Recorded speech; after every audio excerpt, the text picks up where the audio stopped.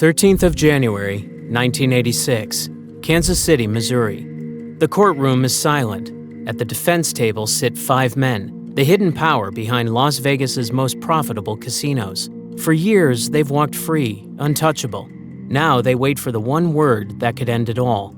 The jury foreman rises. The verdict is read. Guilty, one after another. The sentences are crushing. Decades in federal prison. For men already in their 70s, it's a life sentence. But what makes this verdict historic isn't just who they were, it's what they controlled.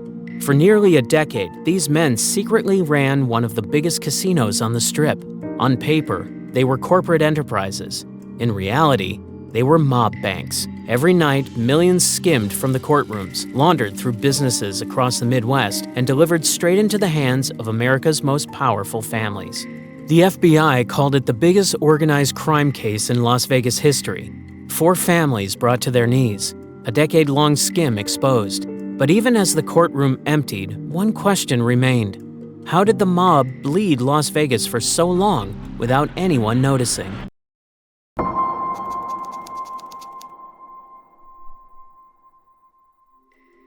It's the early 1970s, and Las Vegas is no longer a desert outpost. It's a billion-dollar empire.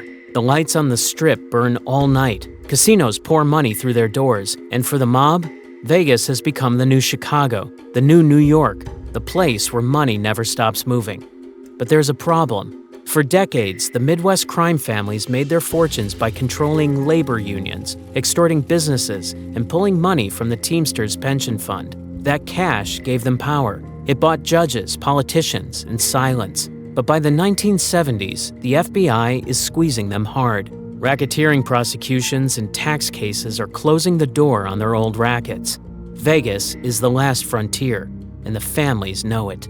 The casinos are rivers of cash, slots ringing nonstop, baccarat pits filled with high rollers, sports books expanding by the week. But there's one catch. The government knows too. The Nevada Gaming Commission, under pressure from Washington, has tightened the rules. Owners are screened, books are checked, and count rooms are guarded. Any dollar that's skimmed off the top is money the IRS wants to see. The old way, a friendly casino boss pocketing bundles of cash straight from the count room, is over. That trail is too obvious, too dangerous. So the bosses need something new. They need someone with brains, discipline, and nerve. Someone who can invent a system invisible to regulators, a scheme that won't show up on the books, and a man smart enough to run it while never stepping out of line. The Chicago outfit, the Kansas City mob, Milwaukee, and Cleveland, 4 families who usually operate on their own, are about to join forces in a single operation. The plan? To plant a frontman, buy up the right casinos, and build a skim big enough to feed every boss in the Midwest. And for the job, they pick an outsider.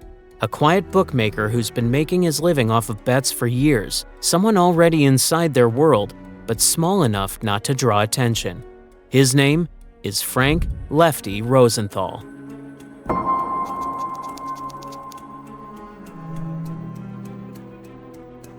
Frank wasn't a mobster in the traditional sense. He didn't crack heads or pull triggers. He wasn't a bookmaker. Disciplined, sharp, and obsessed with details. The outfit trusted him because he was steady. He knew numbers, he knew odds, and most importantly, he knew how to keep his mouth shut. But running a skim in Las Vegas was different. It required someone on the inside, a face the regulators would accept. That's where Alan Glick came in. A young lawyer from San Diego, Glick was installed as the frontman, the owner of record for the Stardust, Fremont, Hacienda, and Marina casinos. On paper, he was in charge. In reality, he was just a straw man. The mob pulled the strings, and Rosenthal was the man on the floor making it all work. There was only one problem. Nevada regulators knew exactly who Rosenthal was. He had a conviction for fixing college basketball games, and the Gaming Commission had no intention of ever granting him a casino license. So Lefty played the game differently. He took on titles that didn't require licensing: food and beverage director, entertainment manager, even poker room supervisor. Each time the commission blocked him, he slid into another role. Everyone inside the Stardust knew who was really in charge. But brains alone don't keep a skim safe. To protect the money, the bosses sent in muscle. That muscle was Anthony "Tony the Ant" Spilotro. Spilotro had a reputation that preceded him. In Chicago, he was feared as a soldier who enforced discipline with fists, blades, and bullets. In Vegas, his job was simple: keep the workers in line, silence anyone who got too curious, and make sure the skim never missed a dollar. If Lefty was the architect, Tony was the insurance policy. Together, they were opposites. Lefty thrived on precision, a man who once demanded that every Stardust blueberry muffin contain exactly 10 blueberries. Tony thrived on chaos, quick-tempered, unpredictable, a man who saw violence as a first resort. And in the shadows of the Stardust, their partnership was about to turn the casino into one of the most lucrative mob operations in American history.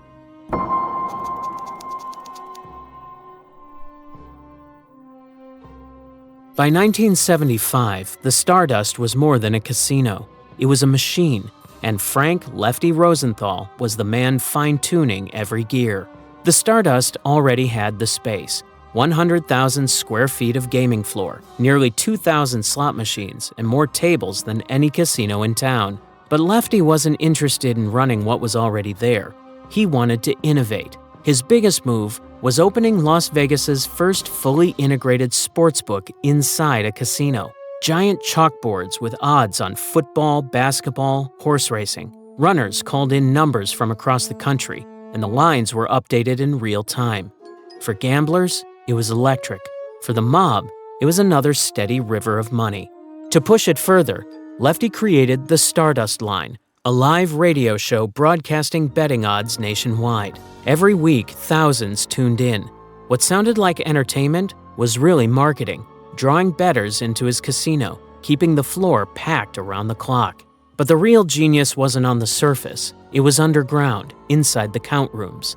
The mob's problem was always the same: how to get money out of the casino without leaving a trace. Lefty's answer was a system. Each night, after the drop boxes from the floor were brought in, the count teams went to work. Slot coins were weighed in bulk on precision scales. Fill slips for table games were logged, checked, and filed. On paper, everything balanced, but Lefty had the right men in the right places. With the help of trusted insiders, men who knew better than to cross Tony Spilotro, the scales were recalibrated just slightly to shave off a margin. Some fill slips were created but never delivered, padding the books while real cash walked out the door. 10% here, 5% there. To regulators, the Stardust profits looked lean but legitimate. To the mob, it was perfect. Millions flowing invisibly into envelopes. Every month, couriers carried those envelopes out of Vegas. Hidden compartments in cars, suitcases lined with cash, flights back to Kansas City, Chicago, Milwaukee, and Cleveland. There, the money was laundered through bars, construction companies, even pizza parlors. By the time it reached the bosses, it was clean. The numbers were staggering. Tens of thousands skimmed each week, millions every year, enough to feed 4 entire crime families. And because the system looked like efficiency, not theft, it lasted. For the first time, organized crime had figured out how to turn a regulated casino into a private bank. And with every passing month, Lefty's empire grew stronger. But in Vegas, strength always attracts attention. And soon, cracks would start to show. The first crack came from inside. Alan Glick, the paper owner of the Argent Corporation, started to feel the walls closing in. On paper, he was in charge of 4 casinos worth tens of millions of dollars. In reality, he was a hostage. The mob made sure he understood it. Threats against his family, subtle reminders that the casinos weren't his to control. To the FBI, Glick looked like a businessman. To the outfit, he was a pawn. The second crack was Tony Spilotro. Sent to protect the skim, Tony couldn't resist building his own empire on the side. He formed the Hole-in-the-Wall Gang, a crew that robbed jewelry stores, homes, and other casinos. Each job drew attention from police, and soon Spilotro's name was everywhere. Worse, he wasn't keeping the violence quiet. Beatings, shakedowns, bodies, his chaos was the opposite of Lefty's precision. Then came personal betrayals. Spilotro began an affair with Jerry Rosenthal, Lefty's wife. For a man obsessed with control, it was a humiliation that cut deep. Their partnership, brains and muscle started to fracture. The mob's one rule was always the same: keep things quiet. But in Vegas, everything was getting louder. Spilotro's robberies, Lefty's marriage, Glick's unease, the FBI's surveillance. The skim wasn't unraveling yet, but the pressure was building, and when it broke, it would bring down some of the most powerful crime families in America.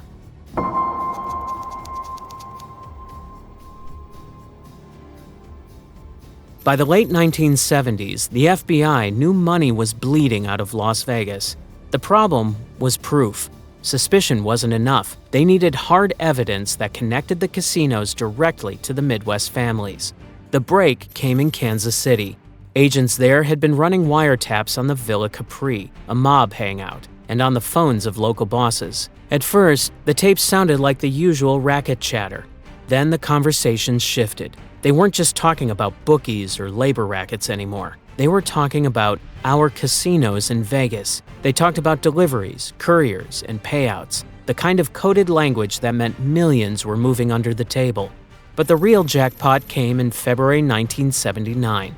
The FBI raided the home of Carl Tuffy DeLuna, the Kansas City underboss. Hidden inside his house was a set of notebooks, coded records of every payment, every courier, every distribution of skimmed money from the Stardust and Fremont. Names were disguised, but the pattern was unmistakable. Vegas casinos were paying out directly to the Chicago outfit, the Cleveland syndicate, the Milwaukee mob, and Kansas City.